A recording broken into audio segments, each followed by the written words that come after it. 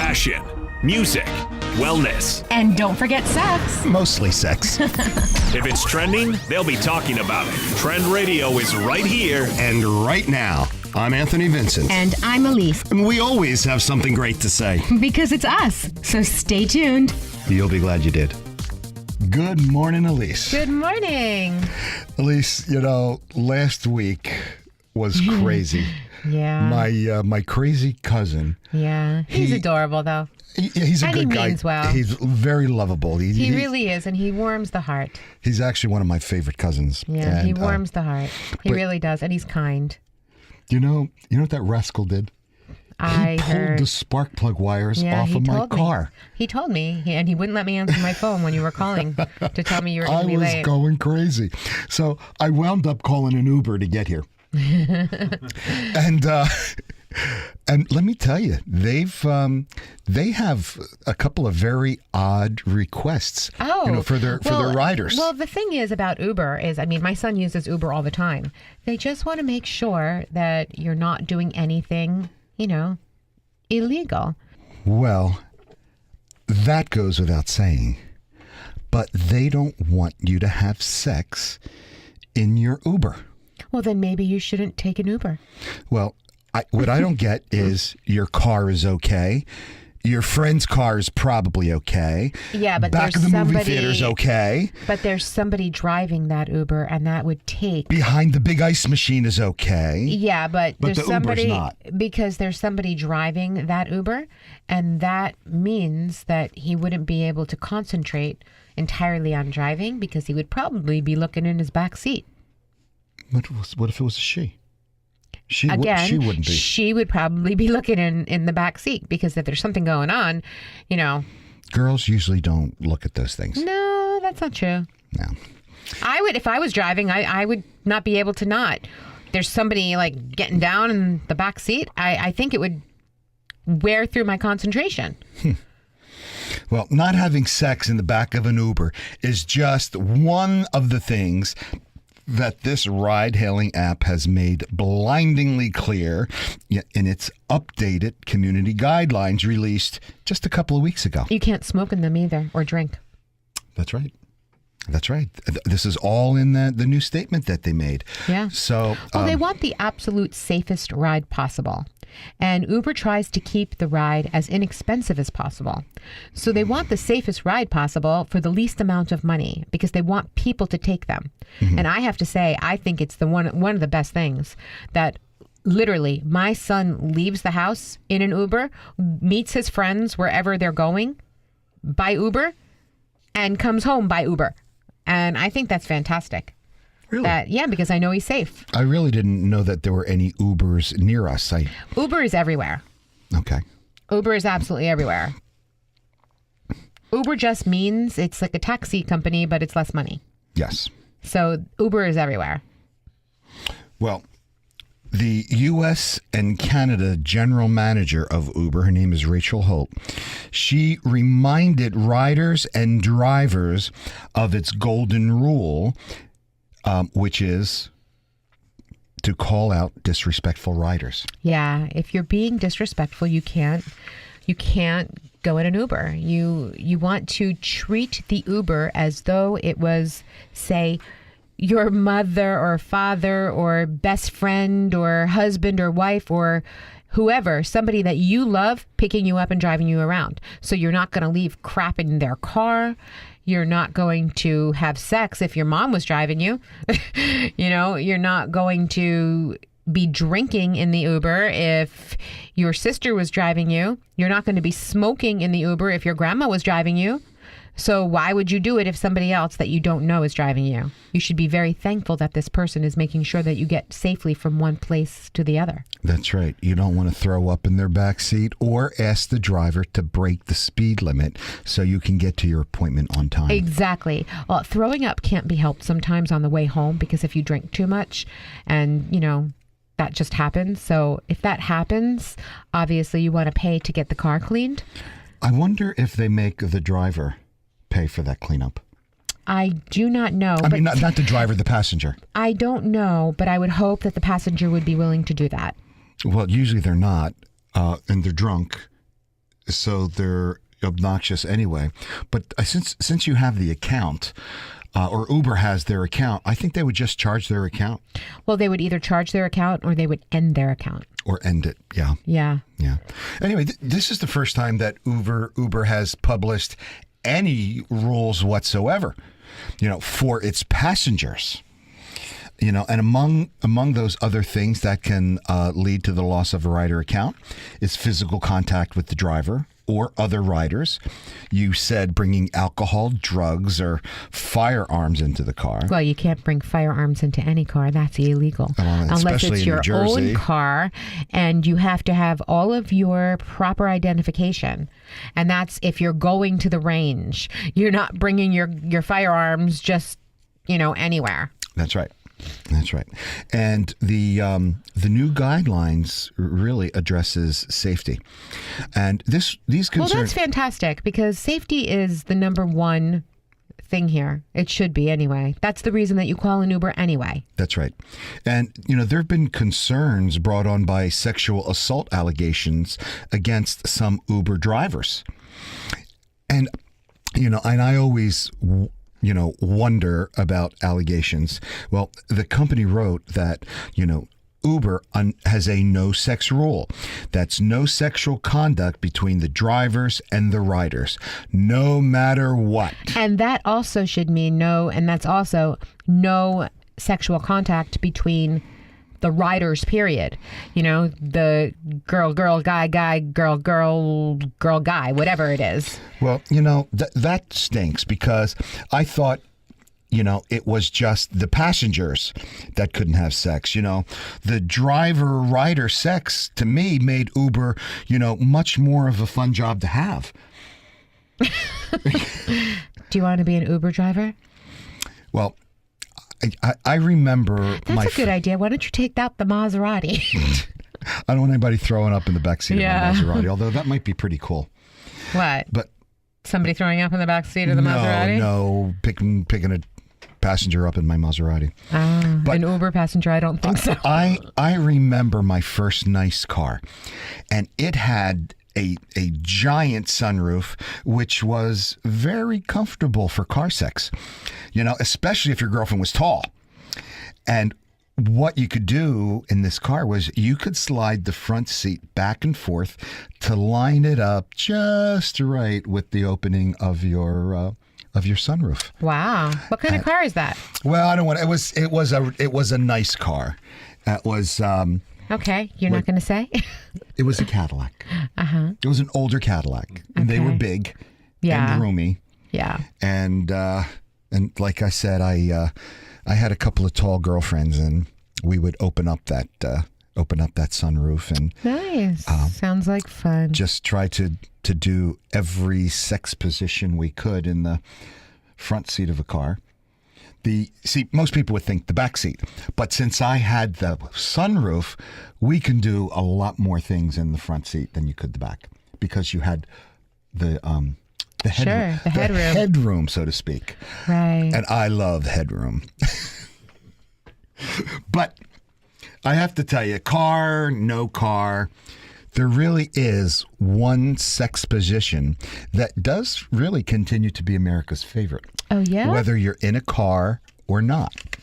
What is that one? Well, okay.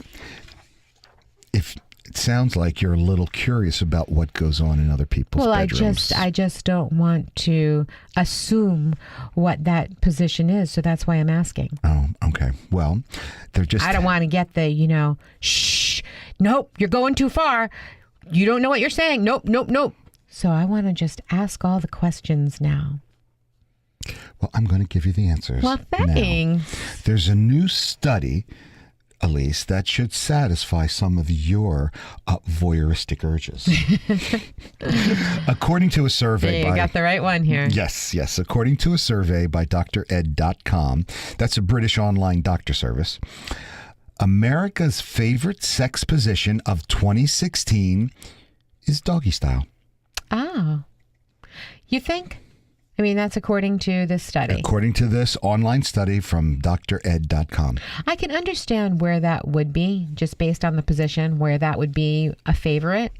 as far as the feeling goes and as far as the level of fun that would have. But I also do think that it's very important to be able to see into your partner's eyes. That's true. So, I mean, I can imagine that being a favorite, but I would also still think, a form of missionary would also be a favorite. Well, doggy style was rated the top sexual position in 2015 also. Oh. In fact, among 2,000 straight, gay, and bisexual people, and my girlfriend is bisexual, That's right. If I don't buy her something, she is not sexual. So among these people, 2,000 people, doggy style was the most preferred position in Europe, the UK, and the USA. And also by a very large margin, too. Really? Yeah. 35% of people, men and women alike, said it was their favorite. And see, I can understand that, again, based on how it feels and the excitement behind it. But literally.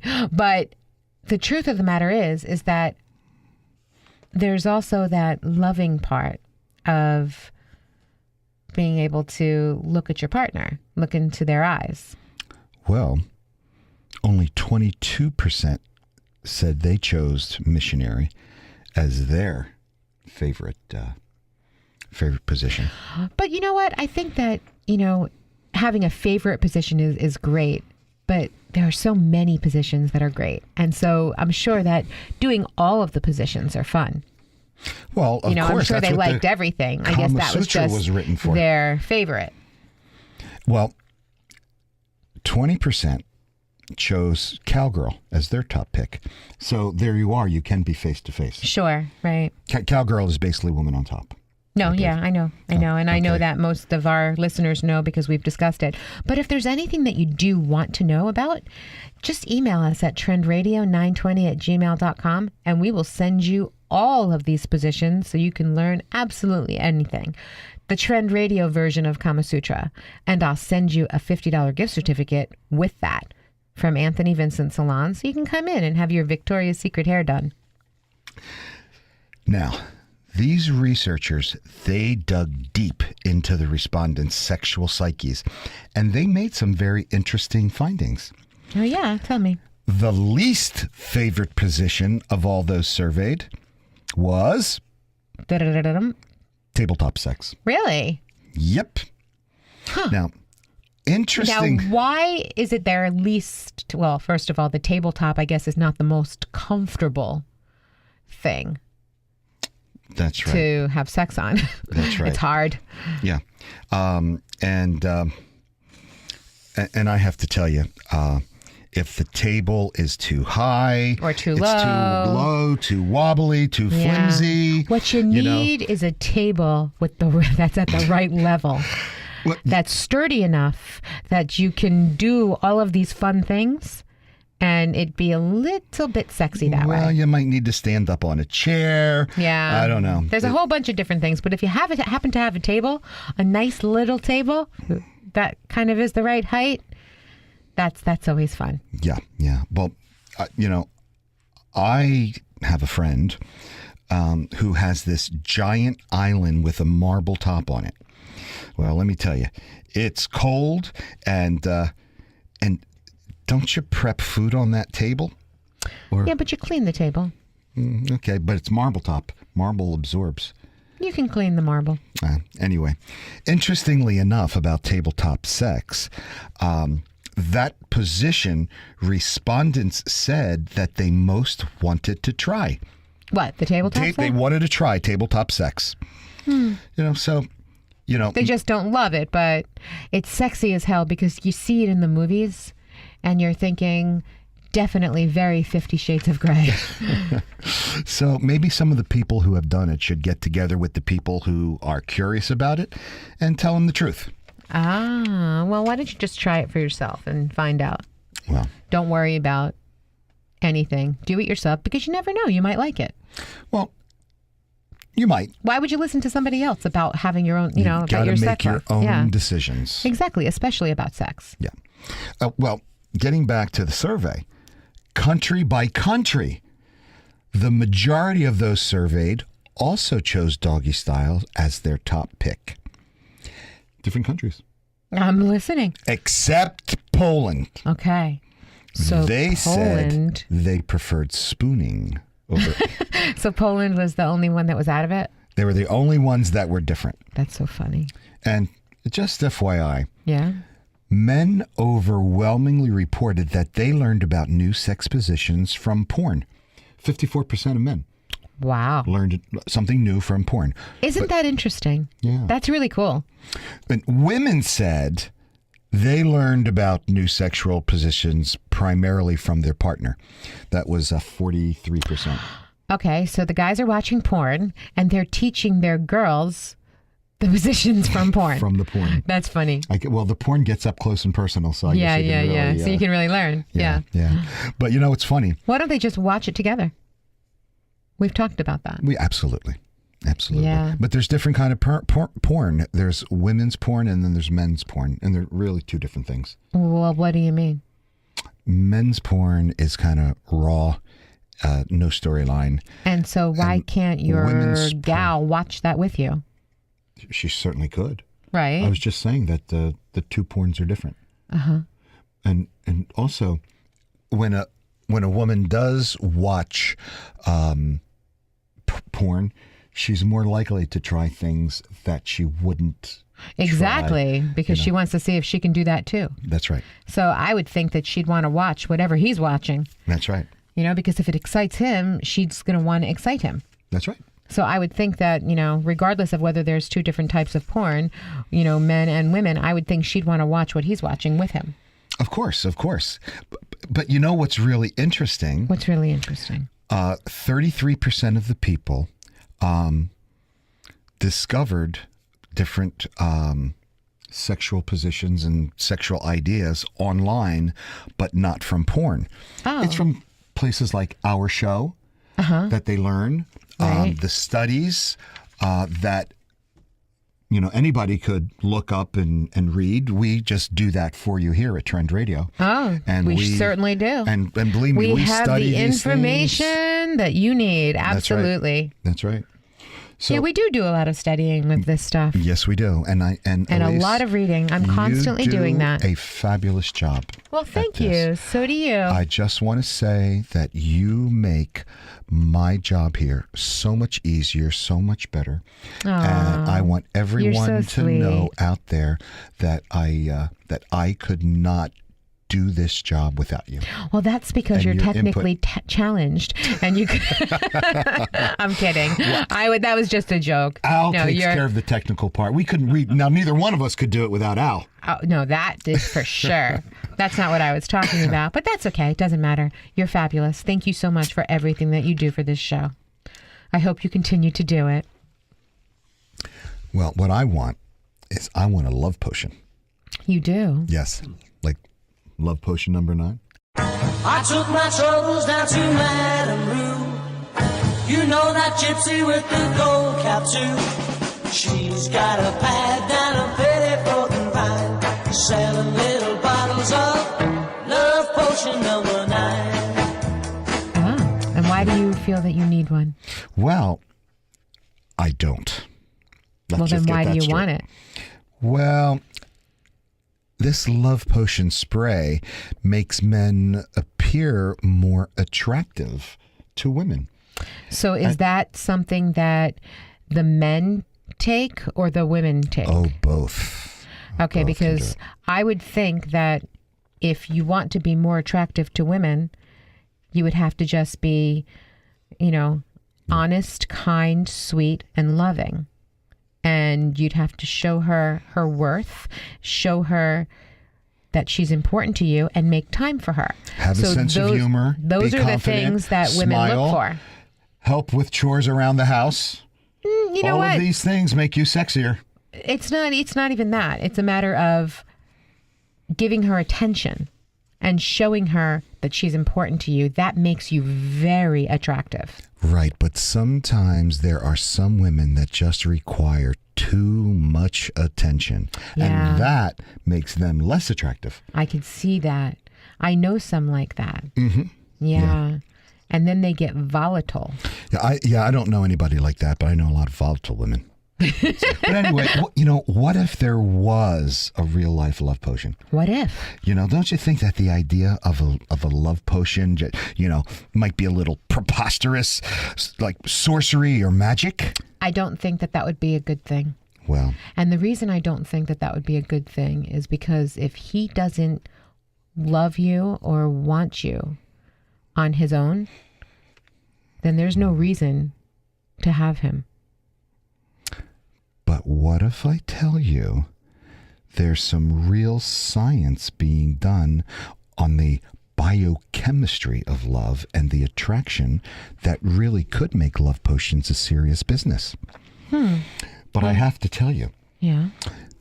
this love potion only works if you are in a loving, serious, committed relationship. Oh. So it's not something, you spray on. It's not like you're walking down the street and you say, look at that guy. You walk over and spray him and say, hey. It doesn't work like that. No, it's not the foolishness of the pheromone sprays that were out. Uh-huh. There's actually, it's a new study out of the University of Bonn in Germany. Okay. And they recently discovered an oxytocin-like spray that has the ability to instantly make men more attractive to their female partners. Not to strangers, to their partners. I see. Now, the researchers have been interested in the hormone oxytocin due to its association with the feelings of love and affection. Right. You know that. Sure. And oxytocin is most commonly associated with the maternal bonding and hugging. In fact, we've called it the hug drug right here on the show. The hug drug. Yes. Now, oxytocin has also been linked to orgasms. You've learned that from our show. Oh, absolutely. Feelings of trust. You've learned that on our show. Right. And if you listen to our show, which I know you've been doing, you've heard us say that oxytocin has been linked to orgasms. Totally. Feelings of trust. You've heard that on our show. Absolutely. The alleviation of social inhibition. You've heard that on our show. Exactly. As well as the desire for monogamy, which is what we talk about a lot on our show. Of course. That's right. Because when you have all of those feelings going through your body and going through your mind and going through your, neurons and your head and whatnot, it makes you feel like you only want to be with that person. That's right. Mm-hmm. Now, with that in mind, the University of Bonn researchers concocted a spray containing synthotocin. Synthotocin? Yes, that's a synthetic form of oxytocin. So you spray this on your partner. Well, actually, you spritz it into the nostrils. That's how they did this study. Okay, so when you're together and you're alone with your partner and you're doing whatever, getting down, however it is, you spray the nostrils of both of them? Yeah, you can. Is it both of you or one of you? Well, the study was done with one. And what they did is they spritzed it into the nostrils of a group of women who were in their 20s. Okay. And each of these women in the study have claimed to be passionately in love with their current partners. Okay. But when they got the spray, their feelings got a boost. And the results showed that the women suddenly found their partners to be a lot more attractive compared to when they were given a placebo. Oh. So it really did work, because those girls didn't know if they were getting the placebo or the real thing. Oh, I see. So, but they didn't do it with both partners. They did.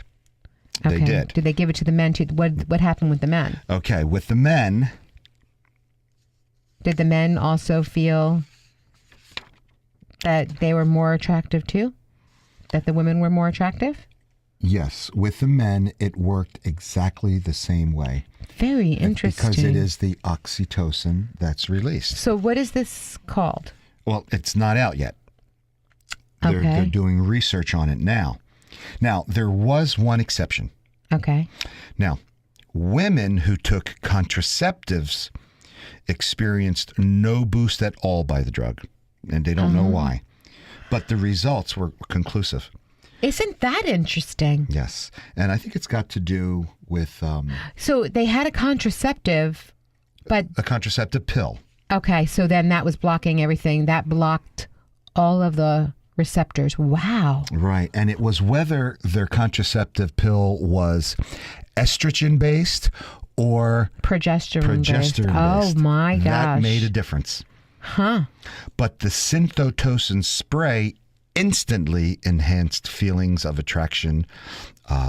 I would imagine that they would have had to do this with the younger women. You said they were in their 20s. With this group, they were in their 20s. Yeah, I would imagine, though, that they would have to continue to do that with younger women because when you get older, male and female, you produce so much more estrogen, progesterone, and testosterone.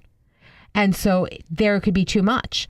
That's interesting. That's the reason why they did it with the younger people. Well, I'm curious for future studies with older people. We will check that out. I will do some research on that because that's interesting.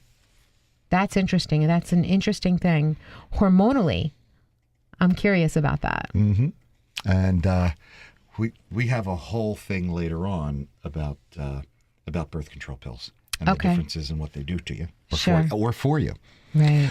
But first, do you think you should let your dog lick your face? Whether I should or shouldn't, I do.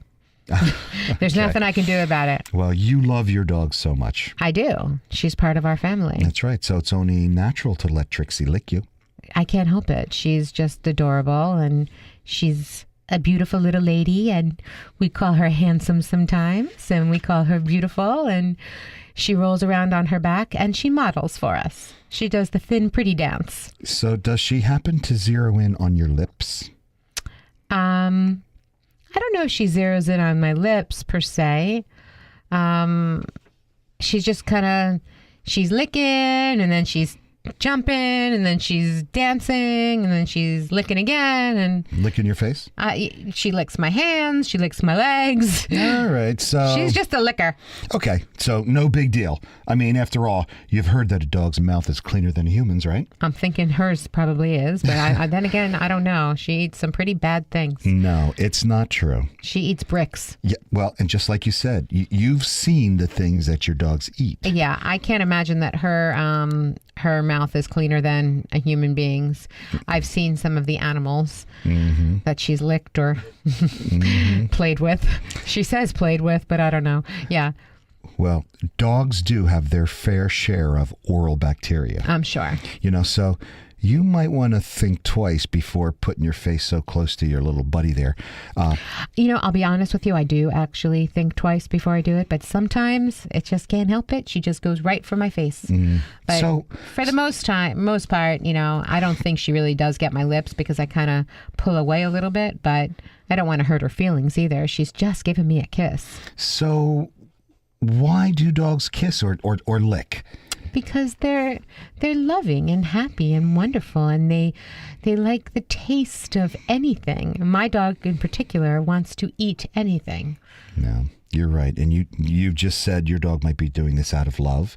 I think probably it's are. Because she loves us that she licks us. But there are a number of reasons dog licks their owners. Or other dogs, or even themselves. Oh, maybe they want to put their scent on you so that no other dog likes you. Well, no. Okay, then what is the reason? They like the way you taste. Oh, yeah. I can understand that. Oh. Dogs. Okay. Dogs find something yummy about your sweaty, salty skin. And that unique taste is also comforting because it comes from someone they love. Yeah. Very sweet. That is very sweet. Yeah. And they're rewarded for doing it. Oh, yeah. Right? Yeah, of course. You know, she gives me a kiss. I pet her head. I tell her she's pretty. I tell her to do the pretty skinny dance. She models for us. She rolls around on her back. We tell her she's handsome. Then she looks at us. Then we say pretty again. And she's just a cute little thing. That's right. Those are the things that you did the last time your dogs licked you. And you gave them attention by doing all that, saying something, Attention petting them. is very important. What that is called is you offered positive reinforcement, Yes. which encouraged Trixie to do the same things again. Now, another thing that they do is they do this to show submission. Oh, okay. Now, puppies will lick their mother's mouth as a sign of subordination. And, also a dog will lick another dog or a person if they feel that person or dog is superior to them. Now, we've talked about couples who actually spit in their partner's mouth to show dominance. Yes. Yes, And, we have. Very, very similar thing. I see. Now, Well, see, then that would make it so that, the person that is receiving the spit, if you will, that makes it so that that person is, quote unquote, untouchable by anybody else. Yes, but more so that they are subordinate to their Yeah, they're submissive to their partner. They're submissive to their dominant. Yeah, they're submissive to their dominant partner, and that means they're not available to anybody else. That's right. And you remember this kind of thing. Now, a dog might lick a certain spot on his body because of allergies or some other medical problems. But a dog that's obsessively licking himself, obsessively licking a person, he might have an anxiety disorder. Oh. And Well, my dog doesn't obsessively lick anything. okay, that's Except for good. a chicken. Now, here's something that people don't know. Your dog's mouth has all sorts of bacteria, and some of them are zootonic. Zootonic? Zootonic. I have never heard the word zootonic. Well, Do share what that means. only on Trend Radio with Anthony, Vincent, and Elise. What is zootonic? With Al putting it all together. Thank God. But what is zootonic? Zootonic means that they can be transmitted to people, from animals to people. Oh my gosh. That is zootonic. So if there's some sort of virus, it could actually be transmitted from your dog? To you. Ay, ay, ay. Now, some common bacteria that dogs have that can be transmitted this way include Salmonella, Oh, yeah. E. coli, Yes, I've heard of that. Absolutely. Elastoderm. I just never knew that it was called zootonic. It's zootonic, from the zoo where all of these animals Yeah, to can- you. From the zoo to you. from this with Yeah. love. Yeah. And there's these bacterias can also be found in the dog's intestines. And because pets lick their bottoms, these bacteria eventually end up in the dog's mouth and then possibly transferred into your mouth with a lick. Ay, ay, ay, ay, ay. Or your eyes, or your nose, or your ears. These are all soft membranes that these bacteria and viruses can Oh, penetrate. wow. So, but if you're healthy, a couple of licks isn't going to make you sick. No. Plus, you know what? I also think that, I'm with my dog a lot. And so you build up an immunity to certain things. That's right. When I was going through all of my cancer treatments, my dog was by my side the entire time. Mm-hmm. She didn't leave me. She licked me constantly. And I certainly didn't get sick from her, So she was with me the entire time, licking me and kissing me and crying and licking me, because they can tell when somebody is not well. That's right. She doesn't do that anymore. So that just makes me happy. Well, it's very rare that the illness are spread this way, but it can happen. Sure. So I would think that you'd want to keep your infant from getting licked in the face That's by right. the dog. That's right. And it's not just the bacteria, though, you need to worry about. You know, before you kiss a dog or let that dog lick your face, think about where their nose has been. Has it been inside a dead possum on the side of a road? Has it been up the posterior of another dog? Has his nose been Ew. in a litter box eating whatever they... Yeah, my dog actually likes that. We've caught Trixie in the litter box. Yes. And we're like, what are you doing? It's not a delicacy. What's wrong with you? That's right. Yeah, she And seems to like it. That's right. And we call her, poopy breath. Well, so... Well, we actually say something different, but I don't want to say it on the air. So even if you think about kissing your dog's nose or the top of his head, it is a little safer than his mouth. Yes. Yes. Good. I'm glad I'll remember that. But What? If you- Speaking of the butt. yes, if you have a compromised immune system, for example, you're on chemotherapy or you have diabetes, We just talked about that. Yes. Well, I'm letting you know for sure.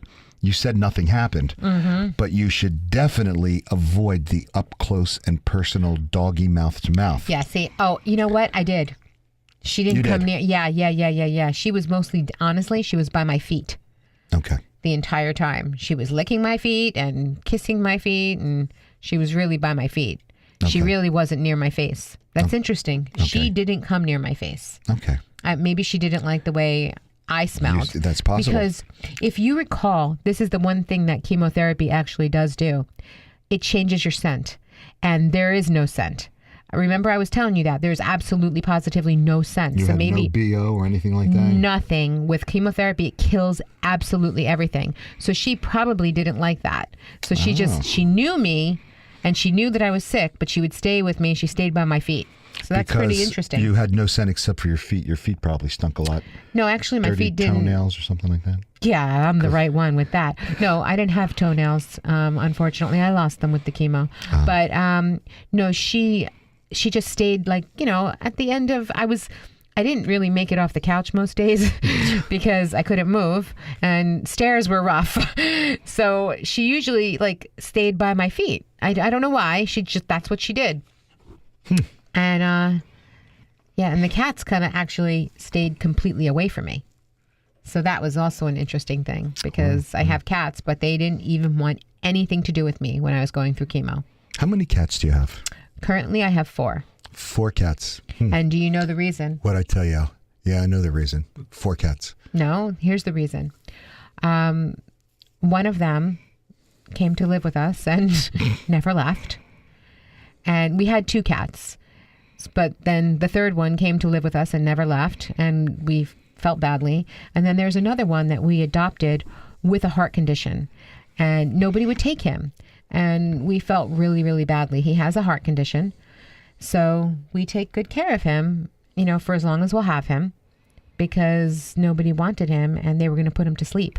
Oh, no. And I couldn't have that. So that's where the 4 cats happened. And one of them is extremely, extremely old. And I don't know how long he'll have.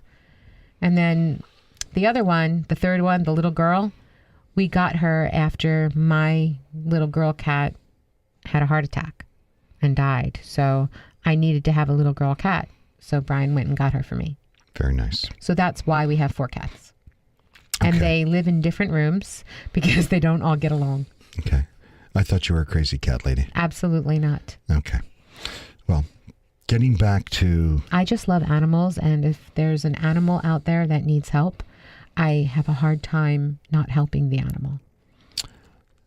So if you listeners out there have a pet that you can no longer care for, Don't call me. email Don't call us me. Don't call me. trendradio@gmail.com. At least send a picture. Yes, that would be the perfect and email. Elise will take That this would be the animal from perfect you. email. See, because he didn't give the right numbers, the right email. So that will work. Yeah, you email us at that one. And you're one to talk, mister. How many cats do you have? I have 4 also. Yes, you do. So, Yeah, and who takes care of those cats for you when you leave? yes, you do. Yeah. So stop it. Well, getting back to the dogs. Dr. Shelley Rankin, she's the Associate Professor of Microbiology at the University of Pennsylvania School of Veterinary Medicine. A great place, by the way. And she says that the same rule applies for pregnant women, babies, and the elderly. Well, that's very interesting that you should say pregnant. That is absolutely the truth. And one more, and teenagers with acne, because they have open sores on their face. Oh, yeah, that could even make it worse. But definitely pregnancy. You want to stay away from the cat litter box, and you want to stay away from the dog's mouth and the cat's mouth. When you're pregnant, you do not want to risk anything. That baby is growing inside you, and you just cannot risk anything there. That's right. And you mentioned the litter box. Oh, God, you can get really sick from that. Well, there's pregnant women. actually like feces dust that floats around. Yes. When they scratch in there, and if you're too close and you breathe that in, That's very why harmful it's to really unborn good to have a babies. cover. It's really good to have the cover on the litter box. Yes. Yeah. If your cat will go into it. Yeah. Some cats Fortunately, mine do. won't. Good. So anyway, to limit your chances of these pet-related microbial issues, it's smart to take a common sense health approach to keep you and your dog healthy. And here are some tips from the Champion Animal Parasite Council. Okay. This is what they say. Make sure your dog has regular heartworm, flea, and tick control. Yes. Have your dog checked for parasites regularly, and have your puppy on a deworming program. Clean up immediately after your pet while on walks or in the yard. And wash your hands after cleaning up after your pet. Absolutely. Just these simple little things keep you healthy. Yeah, but that's just also all common sense. It really is. And if you're a pet owner, those are common sense things to do. Well, how many people out there do we know that don't have any common sense? They shouldn't have animals. Yes. Or children. Yeah, that's true. Or driver's license. Yeah, that is absolutely the truth.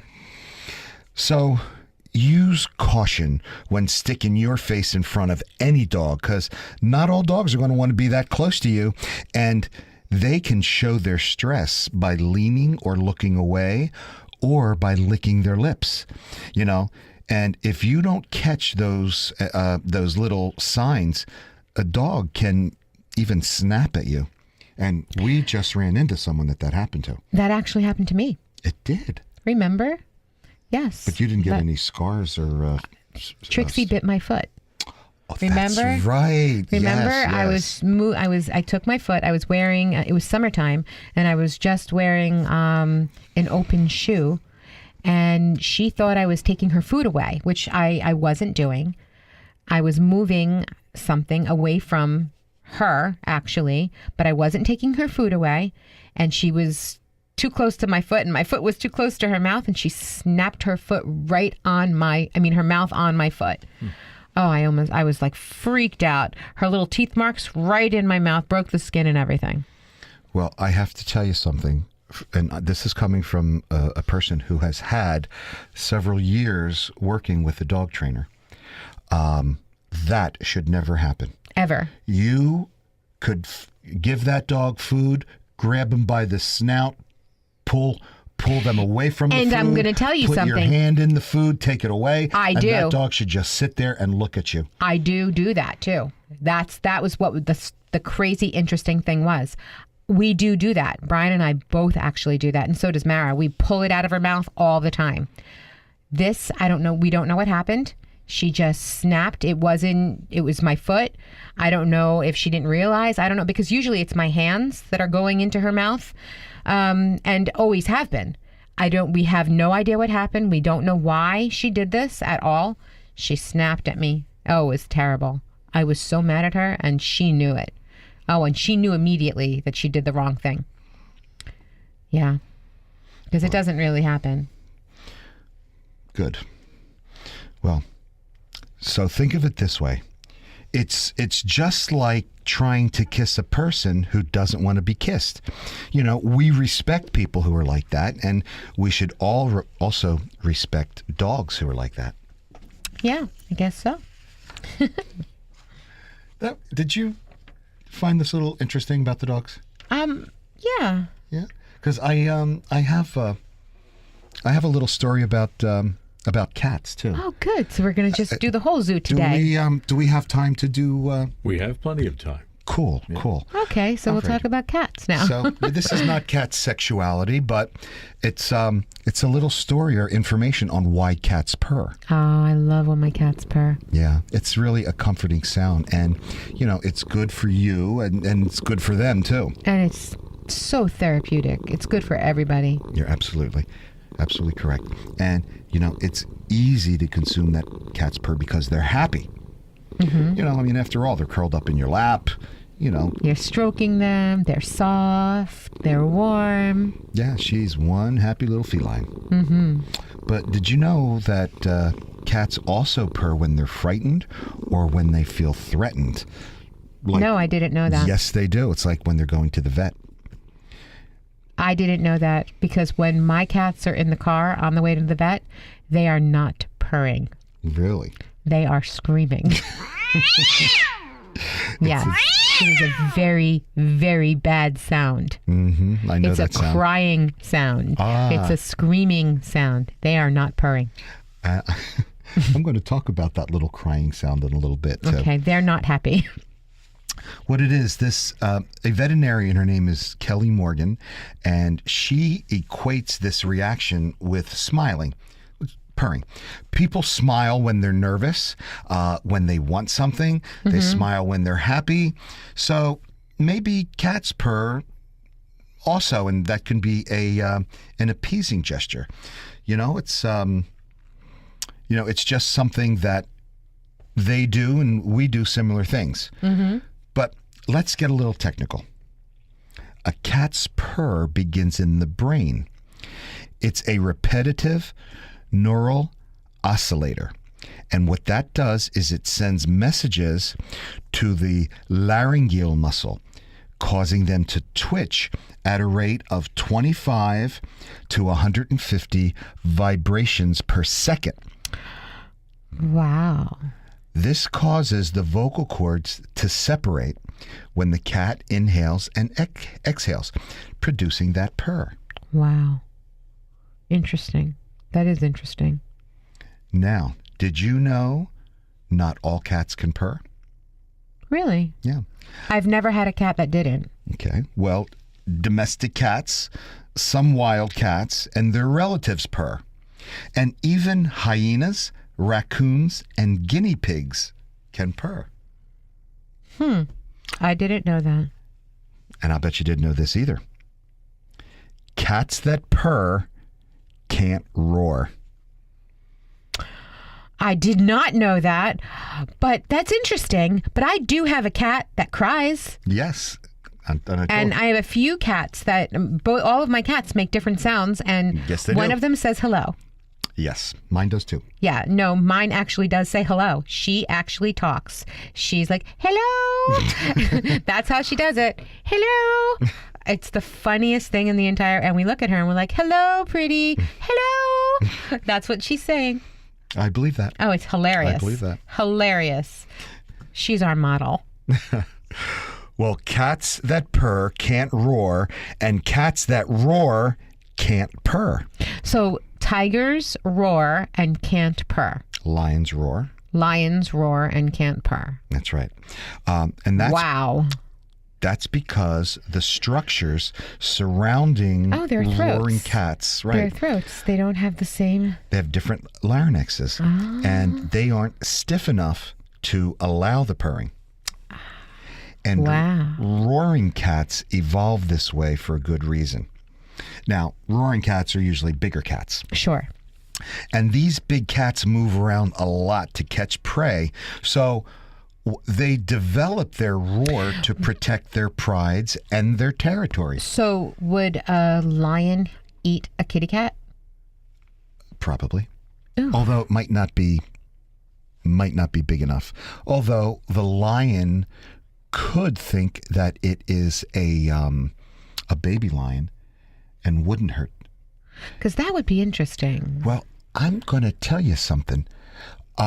There's a video that I saw, and it was a baby dressed in a lion's costume, a little baby, and the baby's probably about 2, just starting to walk, so a little bit wobbly, and it's in a lion's lion, costume. and they brought them to the zoo, and they have these glass cages, and one of the mama lions came over and was scratching and licking at the glass and rubbing against the glass to get next to that baby that was dressed like a baby lion. Wow. It Thank was God. the cutest thing. Thank God there was glass in between that. Because once that lion smelled that baby, lunch. Might have been one lick and a gulp. Who knows? Yeah. Yeah.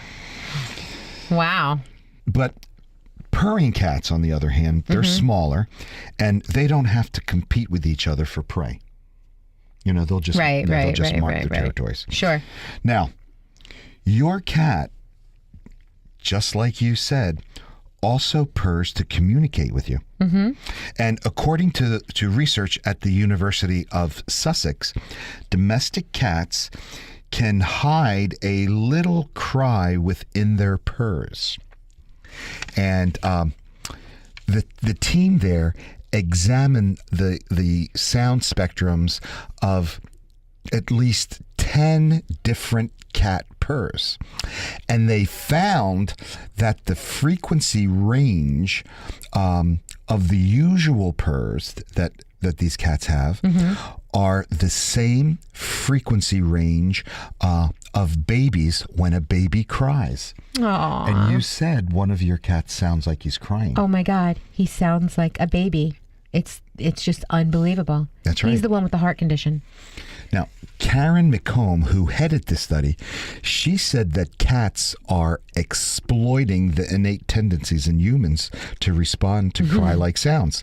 So the cat's like working you, is what it is. Oh, really? Yes. You'd want to ask, why does your cat do this? Well, cats apparently learned to do this to get people to feed them sooner, to get them to rub their ears or rub their bellies, or to go outside. And cats' purrs are more than a way to communicate. Scientists like Elizabeth von Mugenheller, she is a bioacoustic researcher, and she believes that cats purr to heal themselves. Aww. What she says... I love cats. I do too. And I but love them. I'm a dog guy. My thing is to have cats and dogs living together. And I actually do. You know that? Yes. And I love my dog. Oh, I love my dog, and I love dogs, but I like cats more. I do. I think that it's probably because they're so sweet. They're so cuddly. They cuddle right up to you. They're so warm. I love to hear their purr, and you don't have to walk them. And they don't bark. The barking really bothers me. But a cat will whine. My cat wakes me up every It's morning. not a whine, though. You see, that's just the voice. That's the sound. Your cat is wonderful. Grayson is a wonderful little cat. The thing about the barking, it's constant. Okay? If there's a sound, there's barking. If there's a street light that goes off, there's barking. If there's a car that drives by, there's barking. If the wind blows too hard, she's barking. She just barks. At 4 o'clock in the morning, at 2 o'clock in the morning, at 7 o'clock in the morning, she barks. Well, she hears something. She barks. She's a barker. Well, this scientist in bioacoustics, she believes that cats purr to heal themselves. And she says that frequency, that's between 24 and 140 vibrations per minute, and that they're therapeutic for bone growth, pain relief, and wound healing. So maybe, you talk about some of the aches and pains that some of the medications that you're taking give you. Perhaps if you can get your cats around you and purr at about 140 vibrations per minute, it actually is therapeutic and relieves pain. Really? Yeah. Well, I have to tell you, that is probably true. Because when I'm not feeling well, and my cats know that I'm not feeling well, they do surround me. I usually have like 3 of them around me, one near my head, one on one side of me, and one on the other side of me. And they're all purring. That's so interesting that you should say that. That's right. And in addition to repairing bones, there's also evidence in a series of vibrations caused by purring that they can repair muscle, tendons, ease breathing, and reduce pain and swelling. That is amazing. That is amazing. They are wonderful. I love my cats. That's right. And just like you said, purring's not just good for cats. And that's the reason why they're letting cats into nursing homes. Mm-hmm. That is why. Because it's therapeutic. That's right. And the studies show that cats do a better job of relieving stress and lowering blood pressure than other pets. See, when my mother was in the hospital, was in her nursing home, my sister's cat, Rocky, was always with my mother because Rocky was allowed to be there in her nursing home, in her room.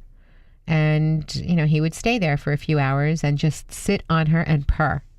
And he would keep his paw on her face. Oh. And she would just lay there with him and he would just purr. And he would sometimes do that kneading thing that they do. Oh, yeah, I love that. It's so cute. It's so cute.